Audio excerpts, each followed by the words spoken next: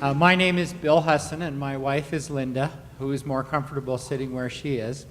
I promised Father David I would keep this to 2 minutes, so so I'll be very quick.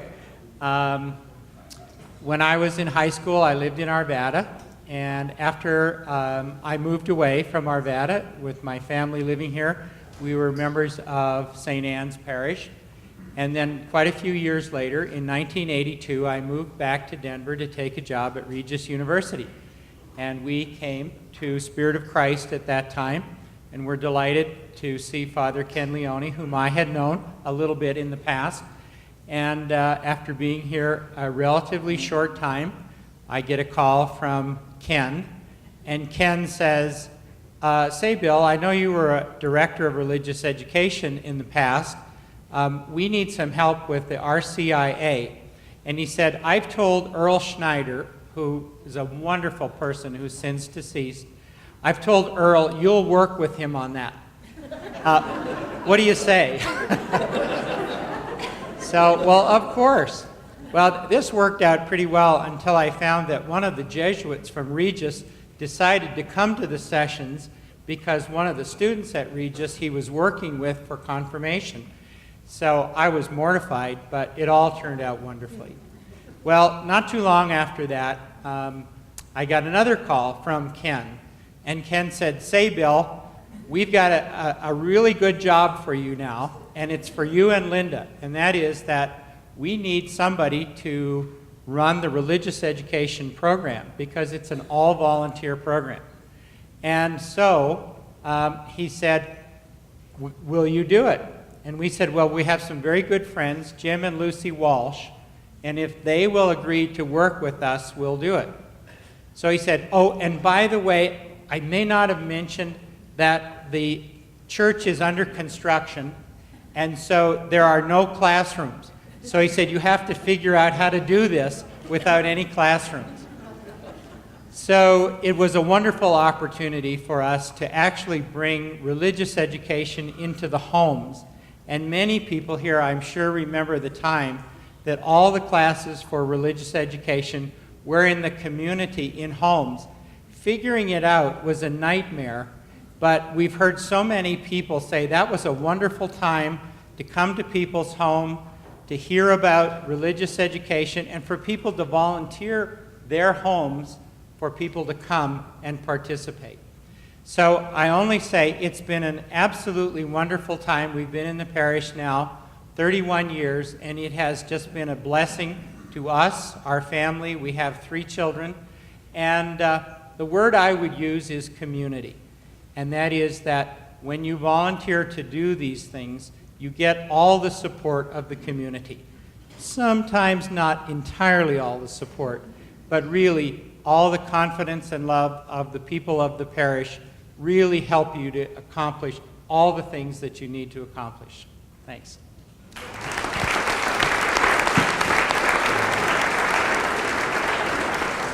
Again, in the interest of time, we're going to take the center section right through here. If you'd like to get a libation or some other hors d'oeuvres, feel free to do so.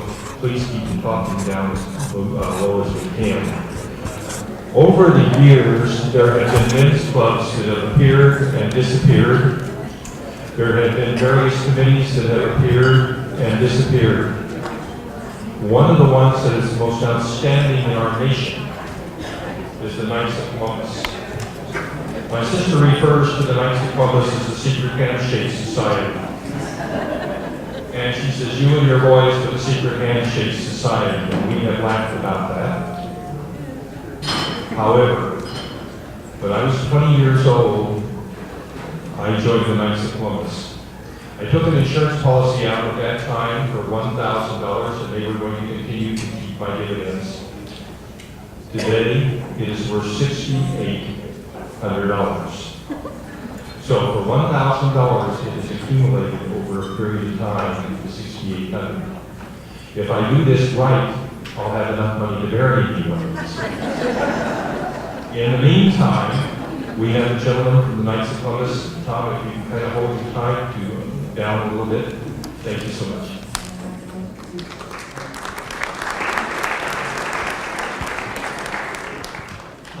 So I'm Tom Lyons, and I was asked to talk about the Knights of Columbus. And I don't know how many people here really know how come the Knights of Columbus are even here. So the background of the story is this, is that back at the turn of the century, that is the year 2000, Price Hatcher was set up, ready to step into the state deputy of the state of Colorado, which would make him the head knight. And the custom and tradition then as now is that the state deputy would ask his pastor or favorite priest to be the state chaplain. That was a big job, involved a lot of extra hours and travel and so on. And then, so Monsignor Bob was the pastor here, and Price asked him, and he said yes. And so then they looked at each other and they said, isn't it kind of silly for the state deputy and the state chaplain to come from a parish without a council? Yeah. So they agreed to start a Knights of Columbus council here. And those of you who had parents, fathers who were in the Knights might remember that a huge time and effort commitment for that father, for that knight, was fundraising. That's not a bad thing, that the Knights raised millions of dollars and gave away millions of dollars over the years. But here at Spirit of Christ, our stewardship policy says you're not going to do any fundraising. And moreover, if you do a parish-wide event, you're not going to charge any more than your cost. So the real question that was causing a lot of angst and worry, I'm sure, was if these guys aren't going to do fundraising, what are they going to do? What are they going to do? So at the time then, Monsignor Bob, Father Bob, suggested that we do some things that would help solidify and grow the sense of community here. So from the very, very beginning, when we did a pancake breakfast or a spaghetti dinner, wine and cheese, coffee and donuts, any of those things, the only reason to do that was to bring the community together, spend a little time with your Catholic friends, to give you an opportunity. We don't make any money on our fish fries, and the only reason we do that is to bring people together before Stations of the Cross. So the hidden blessing, though, for the Knights and for our organization is that if you don't have an obligation to raise funds, you have all the creativity and energy to do all the other stuff. So we do other stuff. We decorate the church at Christmas. We do Palm Sunday and Easter Sunday traffic duty. We move the growing home families. We deliver Christmas and Thanksgiving baskets. We serve on a variety of committees, the Parish Council, the Finance Council, Bible study. All of these things are things that are generated from our stewardship policy, not the other way around. We don't generate it from that. It comes to us because we really have embraced it. And so our belief as Knights is that a man grows spiritually by working with other Catholic men in service to the church. And it's our desire to be the background muscle, if you will, behind Father David, Father Jacob, the staff, the deacons. If they ask, we will do it. So to the ladies in the audience, the ladies auxiliary, I need to thank them. Everything we do is better because of you. You keep us humble. You keep us organized and wise. And we know that all the awards we've had over the years couldn't have happened without your help. So our future is going to be a lot like our past. We're just at the service of the staff and the clergy here.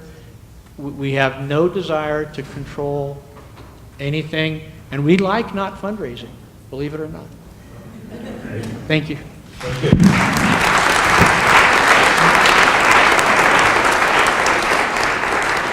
If the group passes me on the other side, or pick up something, feel free to do so. And again, if you'll kind of keep it quiet. We're at 8:30, we're making some progress up here, but we have the ones we want to talk to today. What happened to the young people, and who are they? And what are their stories? We see them at church on Sunday. And interestingly enough, because of our center aisle, they're looking at me, being the old guy on the end. And I'm looking at them because they have children. And I find that I fell in love with kids. I don't have kids. So I kind of adopt them as I go through, and I adopt families. And you'll catch me talking to the families and ruffling the heads of the hair of the little kids and what have you. It's a wonderful situation that they have given me because of their youth. If I can have the young adults, please, if you'll come on up. There's some of their stories that are absolutely unbelievable. I have to be so impressed with one that was just, and he'll go ahead and get into it a little bit further. But they're doing a phenomenal job. We've got a whole number of these people.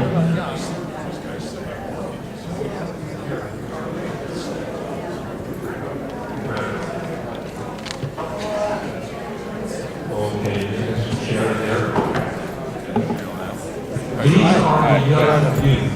And these are the people who will be the leaders of us tomorrow. Now, one of the things that we do have here at the Spirit of Christ that we do not normally find in other parishes is the fact that we do talk in church, which really upsets people. You walk in and you say to the person next to you, Jack, how in the world are you? Your kid had a cold last week. Mine did 2 years, is over it. Now mine still got what you did.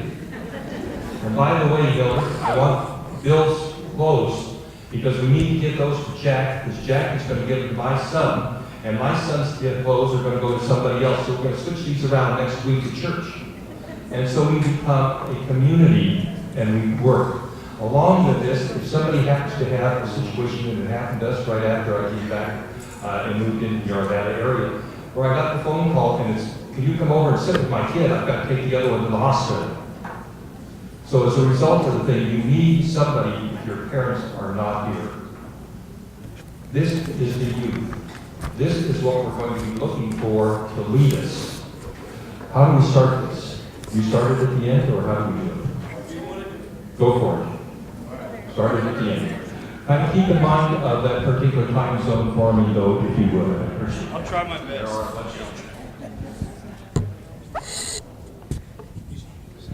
I'm Kimberly Juge. This is my husband, Brian. We've been members of Spirit of Christ now for 7, almost 8 years. And we are transplants from California. Don't hold it against us, please. We're good people. We had gotten married. We're living in Southern California, had great jobs. We were very active at our home parish, which happened to be the Diocese of Orange County.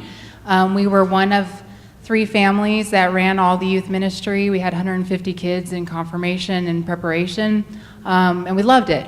It was our family. And we got a wild hair that this wasn't where we wanted to raise a family despite all the good around us. And so we opened up an atlas one day and decided that Colorado sounded good. And so thanks to Google Earth, we figured what's between Boulder and Denver? Arvada? Okay, let's move there. So we came out here without knowing anyone and figured once we found our parish, we'd be at home. And we tried a couple places and just weren't finding the young families that we were looking for. And a neighbor of ours told us about Spirit of Christ, and it was a little ways away. So we said, well, we'll try it out. We'll go to the youth mass. That's what we've known. So we came over here and saw a bunch of young families, and we're like, hey, this is good. This is good. Maybe this is our place. So we weren't sure if youth ministry would be where we would be most fruitful. So we kept discerning where God was calling us. And we eventually dabbled in theology of the body and familia, and Brian joined the Knights. I was in LBC and the moms groups, and we eventually found our place in just about every ministry. So we now are at home here. We have 4 children, 7 to 15 months. And if the lights ever go off in Mass, it's probably our sons. And the doors being locked at LBC, it's because our kids escaped a few times. We instill policy here. One thing we're good about.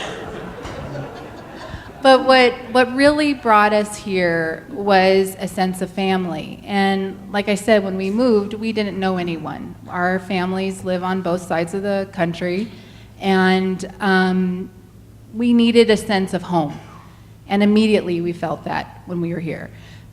We were welcomed right away. We were encouraged to participate. We were asked how we could be a benefit for the church, for the community.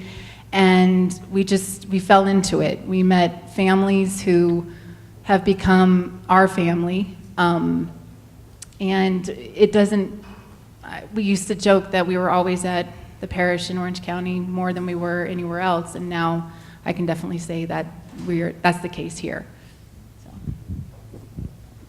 Yeah, to kind of add on to that, our journey kind of started before that. My brothers and I were in a youth group growing up, and we came out here to see JP2. So I had gotten experience at Denver and everything else.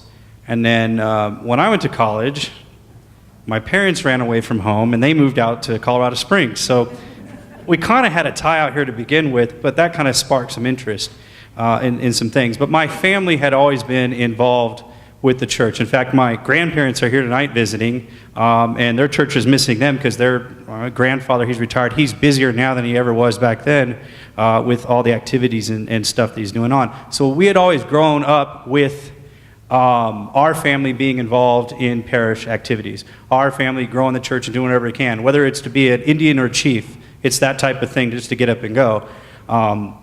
Several years ago, we had that survey that came out on what does the parish want and what kind of involvement would they like to see in there. And they found, I believe the study was somewhere between 18 and 40-year-olds were having this missing thing that was happening within the church. And so they approached Kimberly and I as one of these couples to respond to that. And I think we did respond rather well. We gave our peace of mind on what was going on, and we said, oh, what about this and that? And things like, what about a welcome table? What about having a brochure that explains the ministries that are going on in here? And what about something that kind of enlivens the church and gives a social aspect? And they said, well, would you like to, that sounds great. How about you run one of those? And I was like, yeah, I opened my mouth for it. So for a while, we started a group called Wild Crazy Catholics, and I'm sure many of you have heard of that.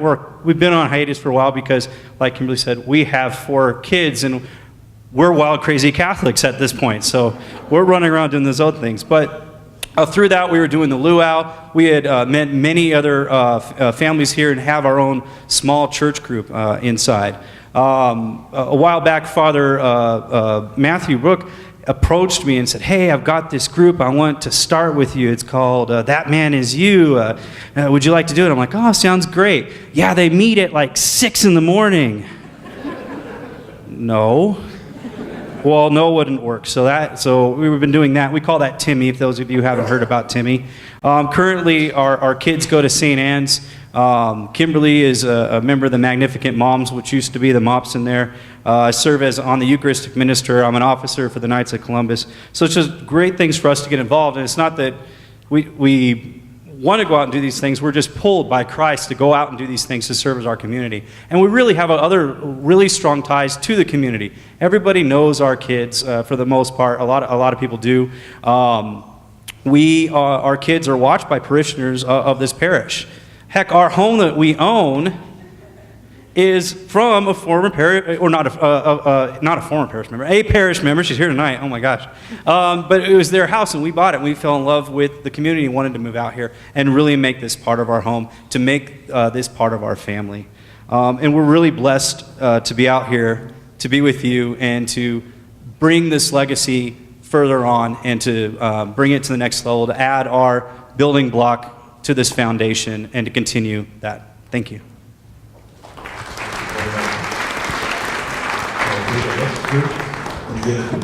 We'll just hire you probably something.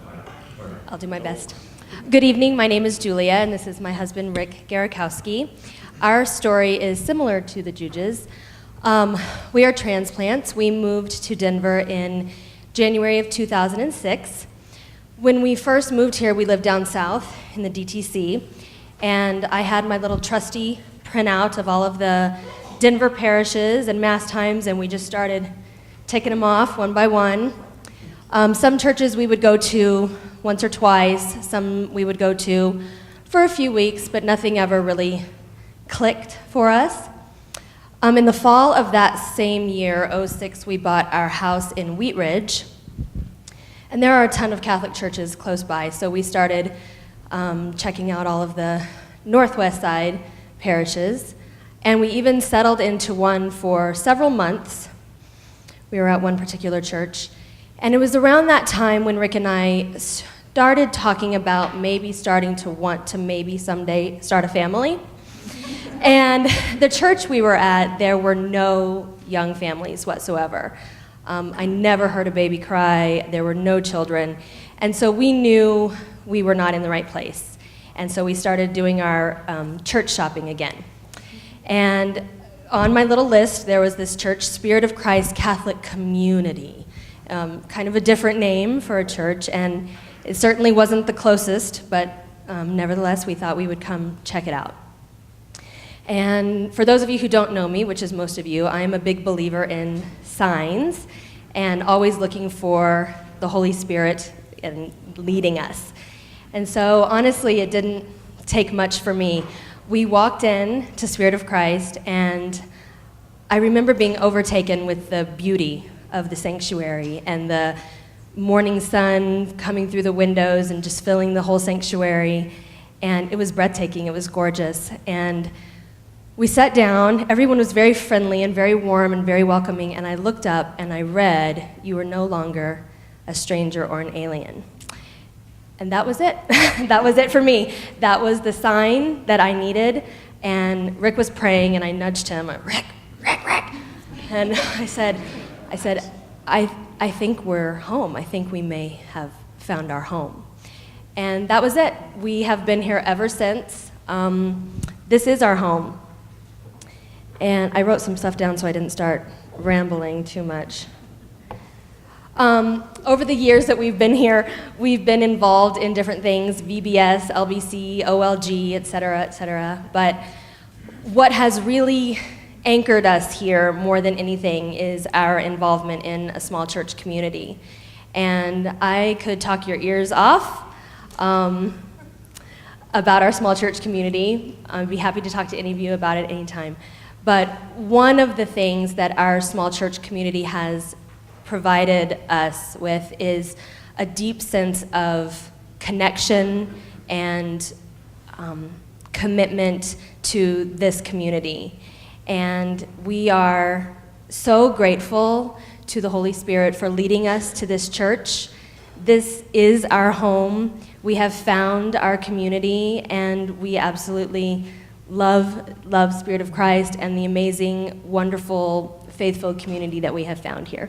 Thank you.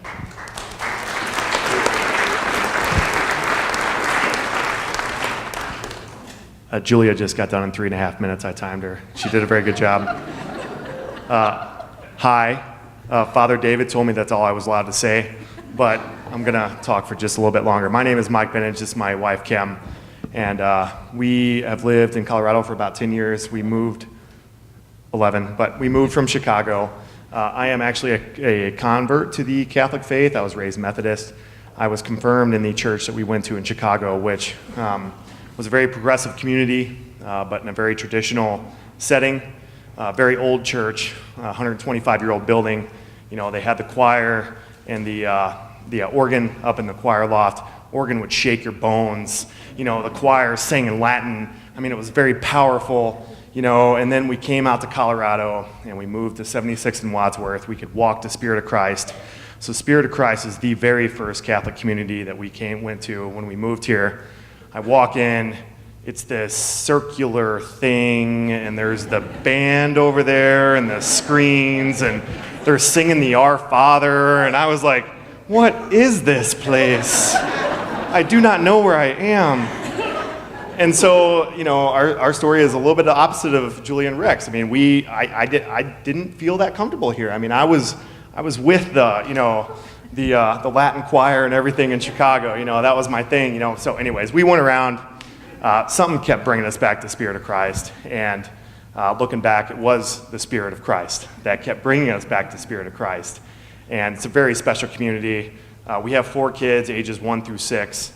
We go to 8:30 Mass. We have an entire row of grandparents that sit behind us that have adopted us, and it's just a fantastic community, and we love it here. We've been very blessed to be a part of a small church community that Julia started about 7 years ago. About that time, we started mentoring young couples getting married. About 5 years ago, I was blessed with the opportunity to join the committee here at Spirit of Christ that spends everybody's money out to the community. If anybody here, I'm sure a lot of the people that have been here at Spirit of Christ for a long time know how Spirit of Christ spends their money and helps the community and helps the country and helps the world with what you give. If anybody here does not know, please feel free to come up to me and talk to me about it later. It's very, very special. And for the last 5 years, I've really been blessed to be a part of that committee. So bottom line is, this community really has a way of bringing people in and getting them involved. And it's a really special place, and we're very thankful for the Spirit and for the founders that built this place. And we're glad to be here. Thank you.